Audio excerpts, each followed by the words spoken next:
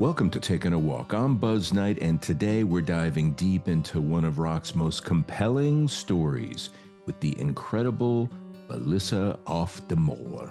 For those who know rock history, Melissa's journey is a legendary one. From the Montreal music scene, becoming the bass player for Hole during their most turbulent and triumphant era, then joining Smashing Pumkins during their final tours. But Melissa is much more than her time with these iconic bands. She's a visual artist, filmmaker, solo artist with 2 critically acclaimed albums and now powerful memoir. Her new book, Even the Good Girls Will Cry, is a raw, unflinching look at what it really means to be a woman in rock and roll. It's about survival, creativity, ambition, and finding your voice in an industry that often tries to silence it. This isn't just another rock memoir. It's a cultural document about art, identity, and resilience. Today, we're going to walk through Melissa's remarkable career, explore the stories behind the music, and dig into why she felt now was the time to tell her story in her own words. Melissa Auf der Maur. Melissa, thank you for being on the Taking a Walk podcast. It is an honor to have you. This is my first official podcast in the promotion phase of my 90s rock memoir. So it is an honor to start with you. In the New England area, where my mother was born and raised, is where you are standing. My mother was from Westwood, Massachusetts, a suburb of Boston. Do you know Westwood? Yeah. Yeah, I'm over in the Concord, Carlisle area, right down the road from. I see, yes. I've seen the shot signs heard for around the Concord. world. Okay, yeah. Westwood is my mother's birthplace, and then Walpole is where my uncle and my cousins and those who did not flee the U.S. like my mother did in the 60s to reject all of the political injustices of America. And she found her way to Montreal in the 60s, but her family stayed, and my uncle and all my cousins all came to be in Walpole, Massachusetts. So that's my other New England connection. And then my grandparents were Cape Cod. So all of my childhood Christmases and Easters and summers were on the Cape. And so that is my deep New England connection. And there was a time, being raised in Montreal, that my only gateway to America was Cape Cod. So my vision of America was very skewed to quaint, sweet Cape Cod. And then the whole world broke open, even though I was indoctrinated by my 2 socialist, politically active counterculture parents to not trust the United States. But for me, Cape Cod and my Cape Cod grandparents were like the coolest, sweetest place in the world. So I didn't quite understand what the problem was with America. Well, now we all know. Now we all know. I'm still trying to figure it out. Yes. Yeah. Well, do you like chowder, first of all, too? Do you like... I mean, I love Boston accents. My grandfather and my uncle, real pack the car people. My mother decoded herself and became a very eloquent international linguist type. So she spoke in the old New England sort of international Katharine Hepburn style, which was like my grandmother. But my grandfather and my uncle were the strong Boston accents, yes. Well, I didn't grow up here. I grew up in Stamford, Connecticut. But sometimes people listen to me speaking because they know I've been here for a number of years, and they end up saying, well, I could detect the accent. And I'm like, darn, I'm not from here. Well, that is equivalent of me mourning the fact that it took about 5 years being in the rock band Hole, living in the U.S. to erase most of my Canadianness, although people still hear it in my I guess house, and there's certain words I say that still have like the OH oddness. But when I joined Hole, I said Nirvana, pasta, avocado, Mazda. And then all of a sudden it turned into like, oh, it's Nirvana, avocado, pasta. That was so that was like the big unfiltering of my Canadian innocence, and then I became semi-dual citizen and accepted in all places. Yes. Can I hear you pronounce your name? Because, first of all, I think it Yep. would sound more authentic than the way I probably say it. But secondly, it will even guide me further. But Yep. I just dying to hear you pronounce your name. Yeah. Well, it's been hard my whole life because I grew up a politician's daughter and I heard all of the city of Montreal mangle my father's name. So my father said it differently than I say it. So my father was Nick Auf der Maur. I am Melissa Auf der Maur because I understood that Swiss German, which is what my last name is, in the realm of international German speakers, Auf der Maur is how you would assume my German full sentence last name is, of the wall, on the wall in Swiss German. But it turns out that Swiss German is completely different than German. So I had sort of turned into an international German pronunciation, Auf der Maur, but in fact, Swiss German, it's Auf der Maur.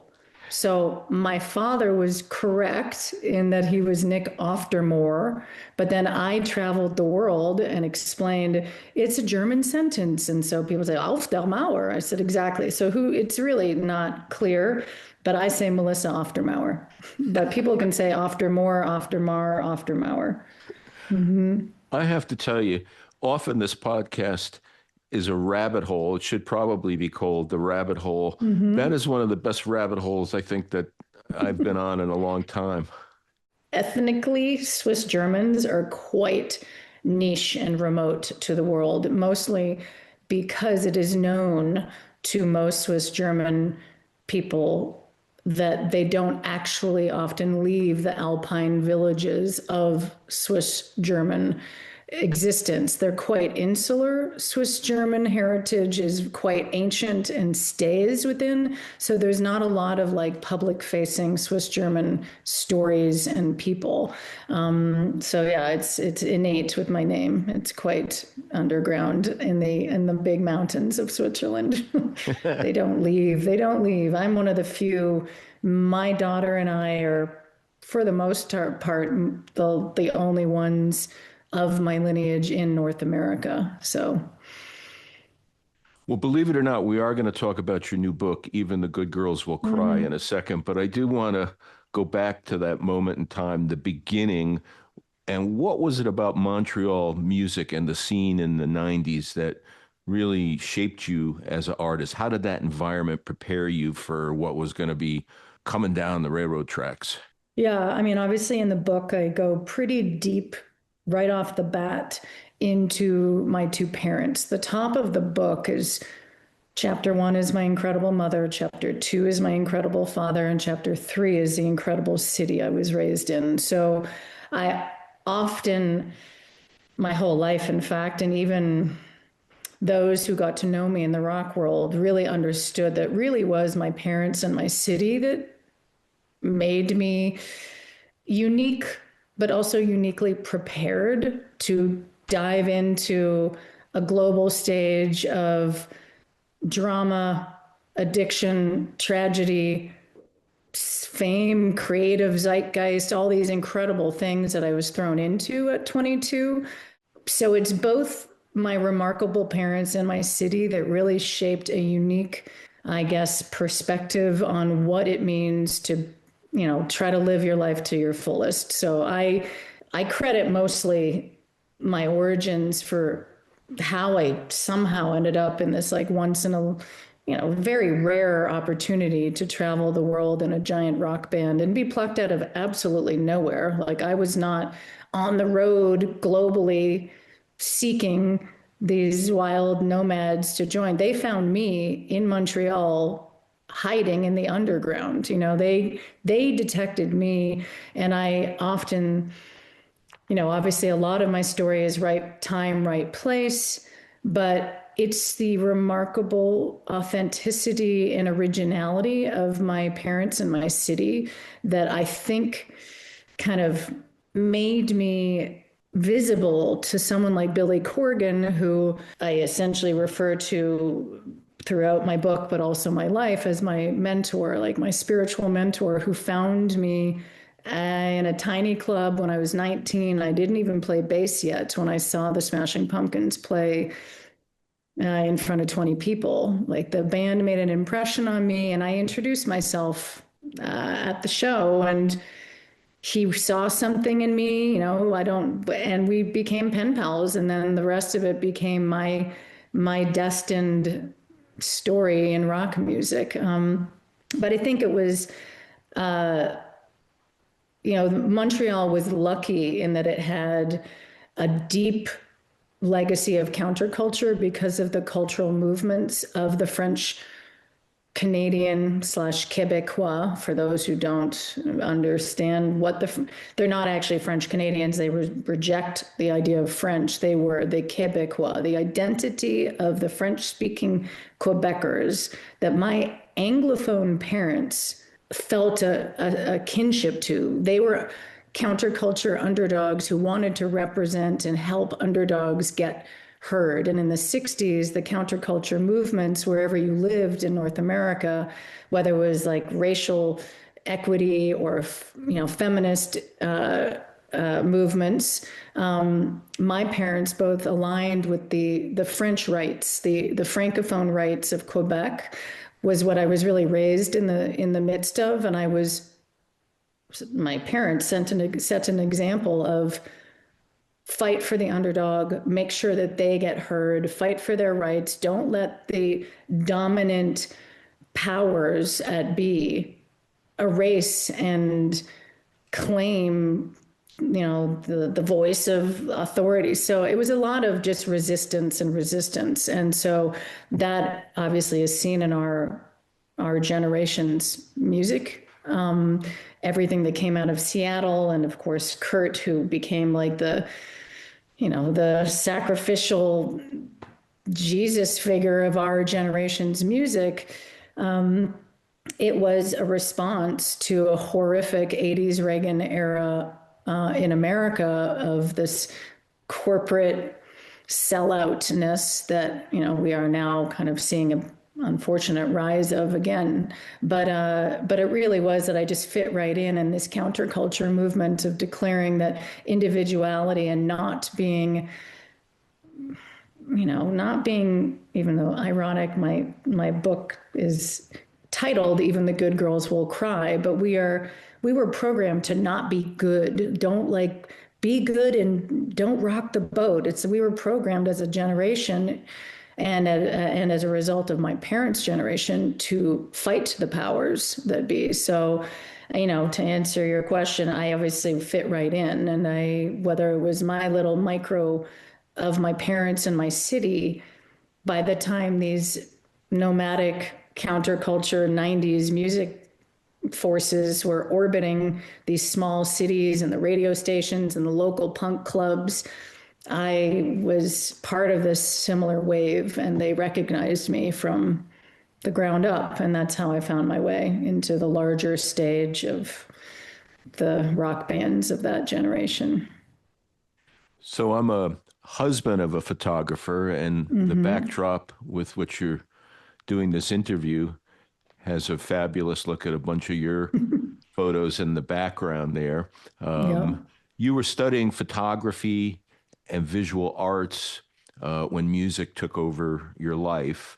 How did your artistic background influence your approach to music and performance?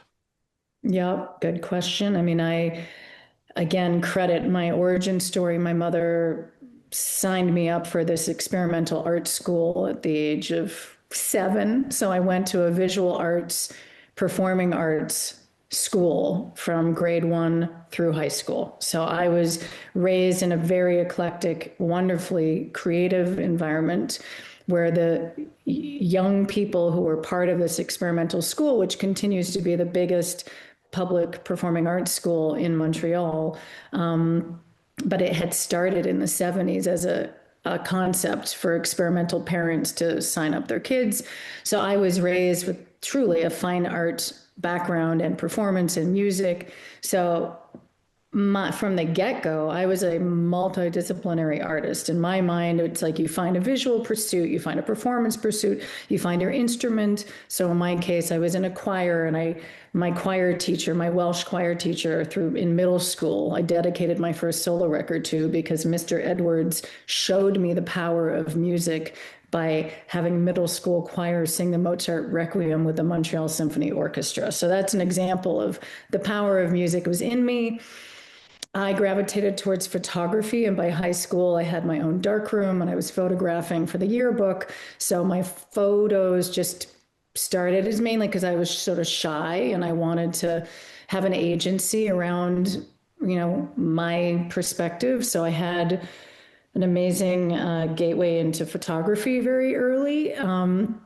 And this is like, these are freelance parents with no money. I was just borrowing like a shitty camera that my mother had. So it wasn't like I was given all these tools. It was just makeshift creative environment of, oh, you're interested in photography? Borrow this. Oh, I have a friend who's an art photographer.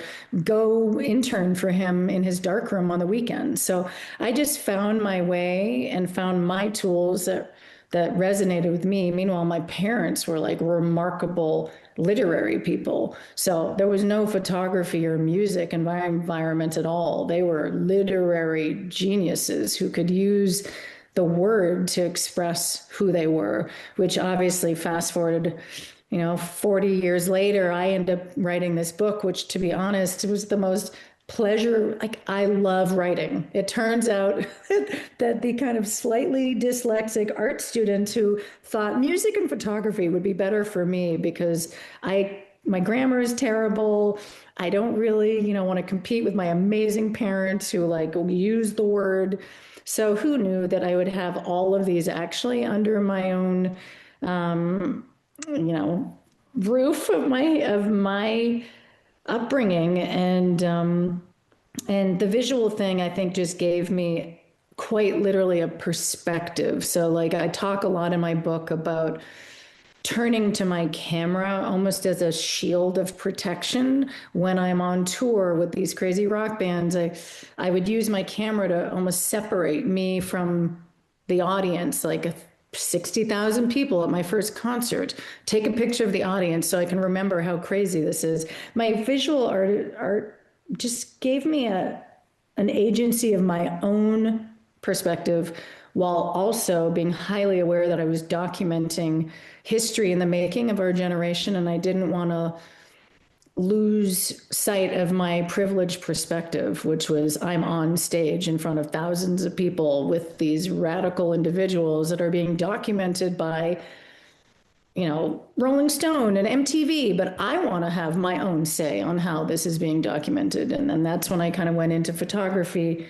on the road. I, photographed Lollapalooza for Spin Magazine. So I made myself available as an insider outsider. So you joined Hole in 1994. It was really one of the most chaotic and scrutinized periods in rock history. What was your first day at the office like? Insane. Truly, when I played my first show with Hole, which was August of 1994, the Reading Festival, it was Courtney's first performance in the wake of Kurt's suicide and Kristen, the former bass player's overdose.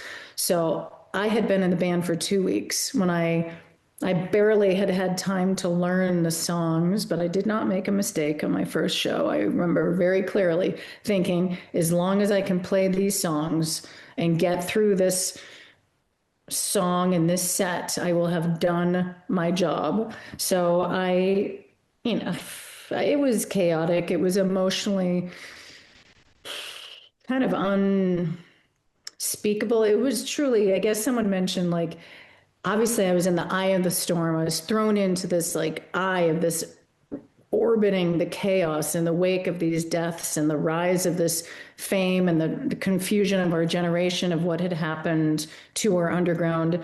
And it has been said that the eye of the storm is quieter than everything happening around it. So in a way, it was very quiet. It was truly, I was backstage focusing on my parts, focusing on, is Courtney okay? Is this lovely redhead drummer who will become my best friend in the band, is she okay? Is everybody okay? Are we going to make it through? In a way, it was very intimate, and I focused on the emotional reality in my immediate environment, which was tricky. And there was a toddler on tour with us because Kurt had abandoned a wife and child. So I tried to stay, present as a young woman who cared about the people I was in a band with and who cared about the music and the message of the music. So it was, maybe a survival mechanism of just focus on the here and now. But it's what happened. And then luckily I had like my camera and my diary to sort of keep me grounded in what seemed impossible to actually comprehend at the time. I was 22. Incredible chronicling there. My God. Celebrity Skin became this massive commercial success. Can you share what the creative process was like in the studio and how you found your place in that sound? Right. And so imagine I joined Hole in 94 and Celebrity Skin didn't come out till 98. So we had this world tour of Live Through This. We went around the globe for over a year. It ended at the MTV Awards in September of 95. So we had this whirlwind, visceral travel experience. Then we were sent to write a new record. And so we descended into this sort of post world tour and recovery. These people were in traumatic, grief of the loss of the people who had died. So the writing of Celebrity Skin was quite laborious. I describe it at length in my book of what didn't come easily. And it did take us 3 years to write and record this record, which, yes, I was actually just with Courtney last week in LA. We hadn't been in Los Angeles together since 1999. So it was like this vortex opened. I oddly went. My first podcast, I lie, was last week, recorded. Billy Corgan's podcast was the first podcast for this record. For this record, it's actually a book for this cycle. And the next day, turned out Courtney was also in town, and we had tea, and we giggled at how outrageous what has happened in the quarter century since we had last been in Los Angeles recording and promoting and releasing Celebrity Skin. And we actually had a funny conversation about how in the quarter century, we were so used to when Celebrity Skin came out, and it was so radically different than Live Through This. Live Through This was very visceral and very feminist anthem anger. And then Celebrity Skin came out and it was very polished and it got onto top 40 and it, was like a glossy success. But there was a sense of shame in there. And there was a sense of, well, Live Through This is the critically acclaimed, credible one.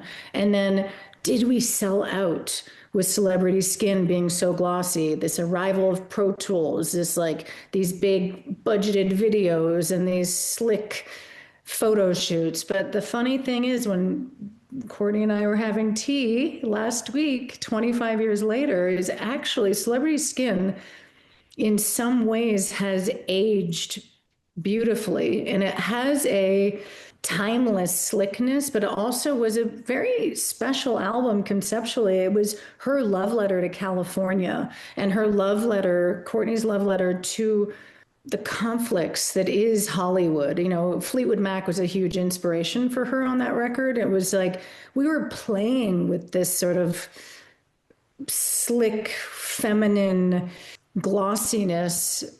And whether it's because Malibu was a top 40 hit, whereas Live Through This didn't have top 40 hits, but it has actually made an impact on pop culture in ways that Live Through This didn't. So I feel that they both have deep, long-lasting impact in very different orbits. And I have met in the last few years, because my daughter is a 14-year-old and she follows the big, powerful, glossy pop powerhouses of her generation, Billie Eilish, Olivia Rodrigo, obviously Taylor Swift, and blah, blah, blah. But in some ways, that generation remembers Celebrity Skin more than they do Live Through This, because it had broader reach. And those in the know that Live Through This was this like wild arrival post Kurt. But if you listen to records made by powerful women today, they sound much more like Celebrity Skin than they do lo-fi Live Through This. So I'm proud to say that I think it aged well, in that it made a big impact on what now is really everybody's glossy. I mean, everybody uses the internet, the computers and everybody, whatever. Everyone's pretty shamelessly glossy at this point. Even what I consider one of the most powerful voices of her generation, Billie Eilish and her brother Phineas, it's pretty slick, what they make and what they deliver in the world to an obviously very large audience is very slick. And I think that they would maybe consider Celebrity Skin more related to their work than Live Through This. So moving from Hole to Smashing Pumpkins, two very different musical environments. Did it take you a long time to adapt to that? I had no time. I went from one band to the other in 1 week, so I had no time to adapt. I completed my Celebrity Skin tour with Hole. Courtney became a Hollywood movie star in the support of during the Celebrity Skin tour. She literally became a Hollywood celebrity. So this crazy transition happened for her, and I, who was committed to music, made a decision to leave Hole so I could continue my pursuits in music, because I could see that her interests were moving into Hollywood. And it was a very strange timing, in that the longstanding bass player of the Smashing Pumpkins, Darcy, the one female member of that band, had essentially disappeared during the making of that last 90s Pumpkins record, Machines of God. And there was like this incredible destined timing where Billy called me one day when Darcy had disappeared and said he was, making this record, and he wanted to pull within close family friends, and asked if I would take her place. And it was right as I was preparing to leave Hole. So I went back to back in like one fell swoop, and it was quite dramatic. And it was also quite notable that the bass player for this band went into the next band. And there was a lot of, like when I joined Hole, replacing a deceased bass player, there was quite a lot of sort of drama attached to my arrival.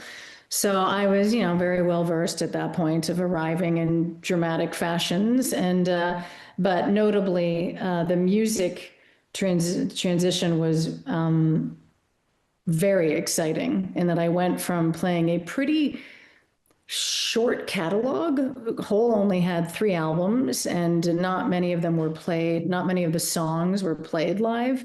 But when I joined the Pumpkins, they had 4 albums.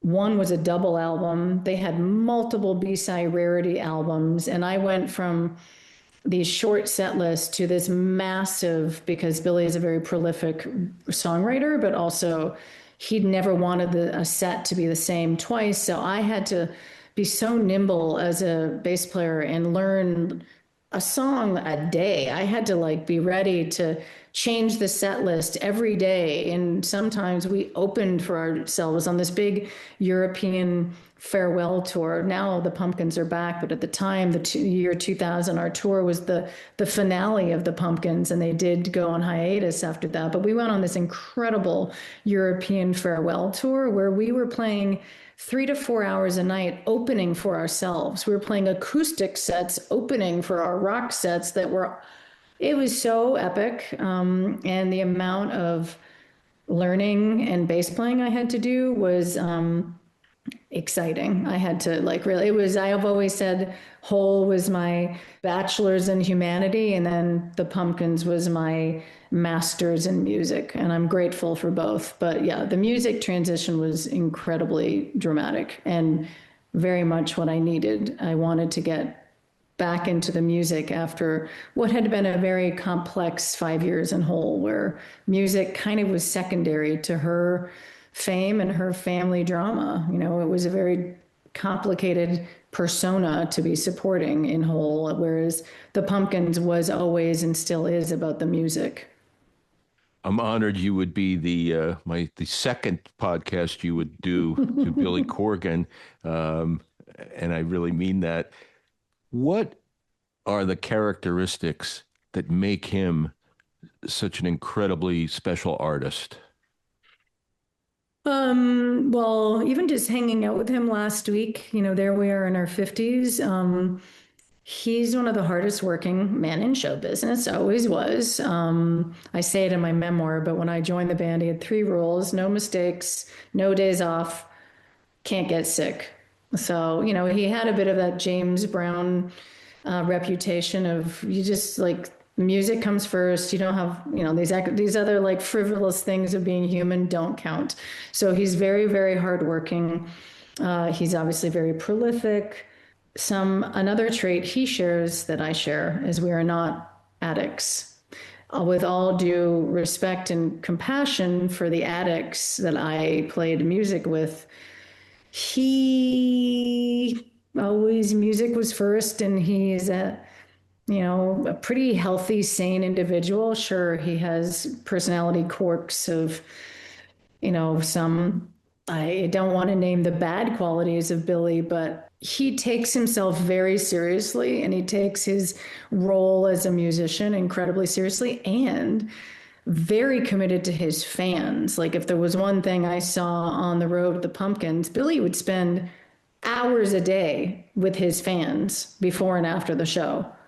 That's like a very particular thing. Maybe now in the days of social media, sure, fans get access, but Billy was doing that before social media. He is very devoted to his fans, very hardworking, and working every day. Like when I left the podcast, he records his podcast at Howie Mandel's TV studio last week in Van Nuys.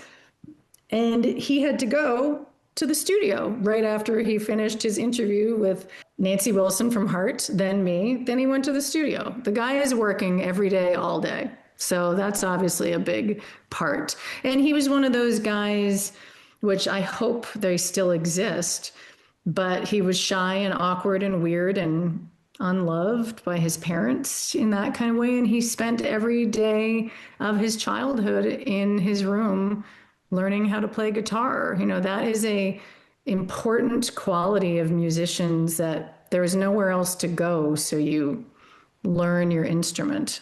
So he's a ridiculous guitar player. I mean, the guy is like an amazing, shredder of all shredders, and he's a songwriter. So that makes him very cool. Understatement for sure. Mm-hmm. Writing a memoir like Even the Good Girls Will Cry certainly means confronting your past head on. Yeah. Was there one chapter in particular that was the most difficult to write? Definitely. I mean, so my memoir, for those who hopefully will read it, yes, it chronicles my time in Hole and the Smashing Pumpkins and my perspective of what our generation went through as far as being essentially like co-opted and raped by corporate greed.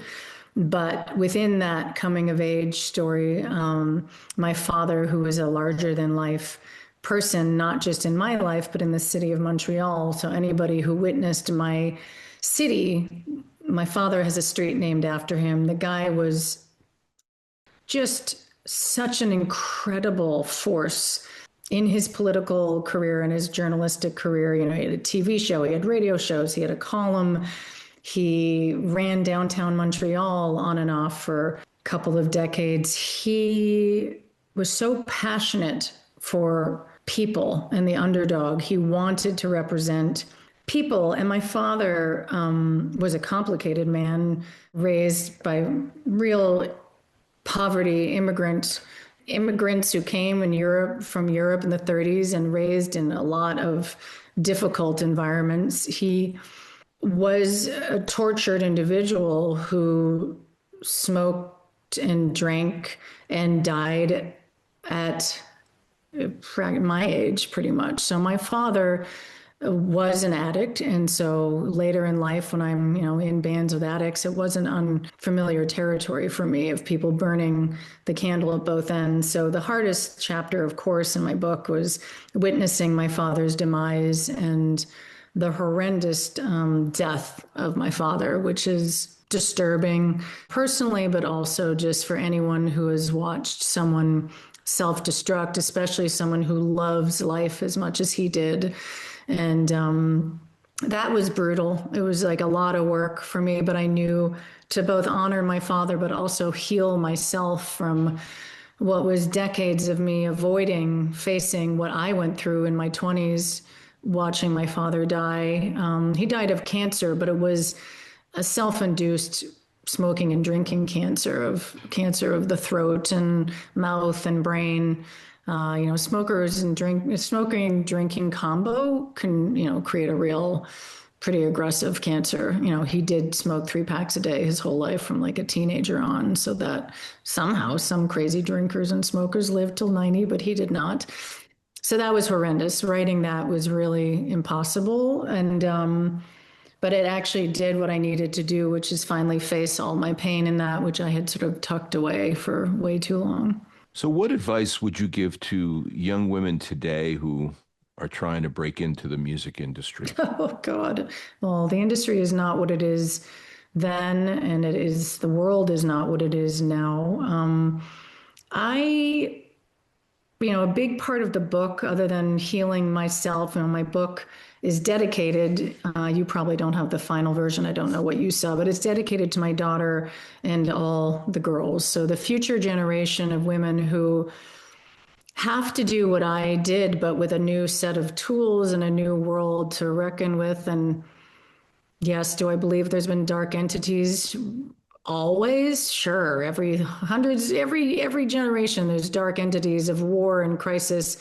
But in particular, right now, I think young women are just with the evil of the phone and the self-reflection of their own, the beauty myths that were things that me and Courtney and our generation were really saying you to. I went on stage without even looking in the mirror. Poor girls are like being asked to look at themselves every fucking second on their phone. I hate what has happened to our women's movement. I feel we have gone beyond backwards. This is like worse than what I feel like the 80s hair metal, 80s plastic, like beauty. Like I hated what the role models were of women in the 80s that we reacted to. I feel like if you look at even just the current administration in the United States, it's a lot of plastic women. They look like blow-up dolls. They look like pornography to me. So I'm deeply concerned about women's perception of female role models. So the book, other than a personal self-healing journey, it's trying to bring up really timeless coming of age woman story beyond music. Just how does a woman find her own voice? How does a woman find power within, not the surface without, not what you look like, but what's inside? And then also this question of digital versus analog, because our generation followed the arc of an analog world into a digital world, and our generation really was the last coming of age in an analog reality. Is I want to tell a story of human experience in the real world, in the room that you grow up with your girlfriends, in the room with your friends that you discover music with your friends in the real world. Like, even relationships are being morphed by like texting and FaceTiming. I want to bring readers into an innocent world where all you had was the people in that room and in that audience with you and in that tour bus with you or on the stage with you. And, I try to capture really also the power of that music exchange between the audience and the performer, and remind people, both in the book, but also in my photography, that it comes out in the fall with my photo book that will be a follow-up to my memoir. There was no cameras in those audiences. Those audiences gave you undivided attention of true connection between humans and music. And so I want to try to seduce people into imagining, rebelling against the digital reality, embracing the power of real relationships and real analog experiences, which is always live music. Live music, and even to an extent, I've always said that the power of music is you can't hold it. Music is not something you can hold in your hand unless you're playing a guitar, of course. But for people who love music fans, you listen to it. You're not watching. Yeah, you can watch YouTube or you can watch music videos. But at this point, the power of music still remains in the ether. So what I really hope is that women and future generations and this current generation living in this overly monitored and overly the attack on their attention is so sick, so sad that music platforms have so much video content and so much data. Just let them listen to music. Just let music be the thing. So if girls can actually, or young people can just focus on the people that love the music with them, the music that is being made. Somewhere in there's a timeless analog power that will allow them to find their calling in life and find the real connection, and be hopefully very self-aware of the mining that is happening. Courtney on Celebrity Skin in this amazing song, Awful. It's a song about warning teenage girls that they are coming after you. These teenage girls, their devotion to what they love, their friends, their fashion, their music, that devotion has been mined to a sick extent. They started, so much of online is trying to get young girls to focus on consuming and buying products. So I want women to know they have fucking power. But they are being abused by a system that wants to steal their attention and steal their passion. And you have the power to claim that as your own and not let male dark tentacles of corporate greed take it from you.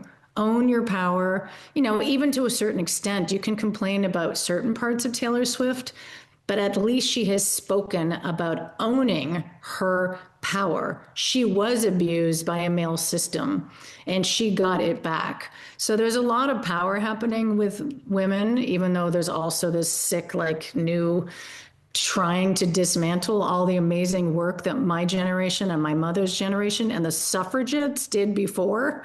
The amount of power over the 100 years of women is they're trying to dismantle this. They are trying to make us believe that we don't have power over our bodies and over our sense of self beyond being a mother, being a wife, being a fucking pawn to a male-dominated world. So my goal is to go out and speak to all people to remind them they have the power, and people are trying to control us, especially young people who don't know better because they're young people. They don't know. They're just being hijacked. You've continued to create, whether it's music, visual art, or running Basilica Hudson, which I want you to talk about. Mm-hmm. How do these creative outlets feed each other? Well, they're all connected. It kind of comes down to my origin story. I think that it's even Freud that talks about creative imprints on your young self comes from your childhood. So much of early memories of beauty or things that move you always kind of come from the same place of things that awoke your spirit when you were young. Basilica Hudson, my nonprofit, reclaimed 1880s factory devoted to independent, innovative arts and culture is just an extension of what I grew up with and what was instilled in my values by my parents, which is create an environment where individual, authentic voices, independent voices can be heard. So all of it is just trying to create spaces of independent belief and independent passions and not be part of a system which is more and more clear to many is very broken and very corrupt. So all of it is just a continuation of the same thing of just trying to empower individuals to believe that they have a say in the world and they don't have to conform to other larger forces. Melissa, so in closing, since we do call this little podcast Taking a Walk, is there someone you would like to take a walk with, living or dead? Oh, sure. Do I get to pick the location too? Sure, and you could pick more than one. Yeah. Oh, cool. Maybe I could have an array of people.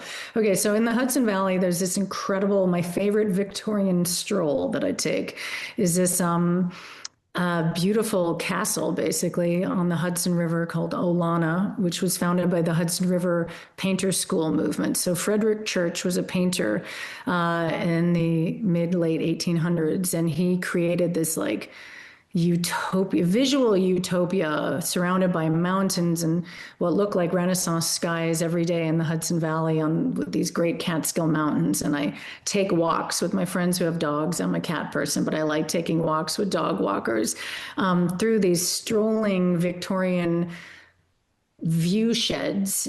And I would love to walk with Carl Jung to speak about man and his symbols and all of the symbolic, the power of visual symbols and esoteric attempts to make sense of this crazy world that we live in.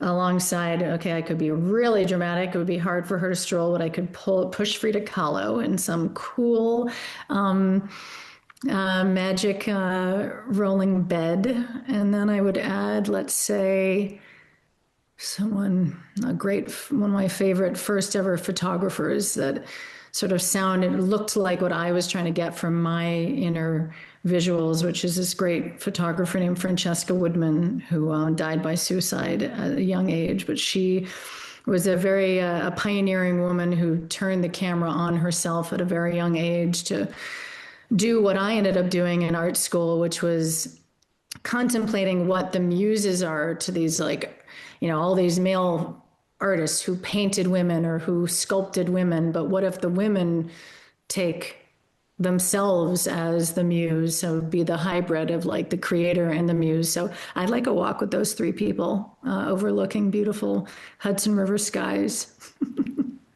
Melissa, congratulations on Even the Good Girls Will Cry. And for those who are watching, I'm gonna show this is the hard copy just came in, so I have